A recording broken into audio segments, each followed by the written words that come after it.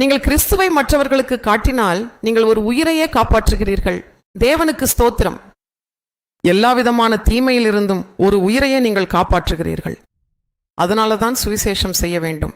சுவிசேஷத்தை வழங்கும் அவர்களின் கால்கள் பர்வதங்களில் மிகவும் அழகாக தெரிகின்றன. சுவிசேஷம் என்பது தேவனுடைய சக்தி.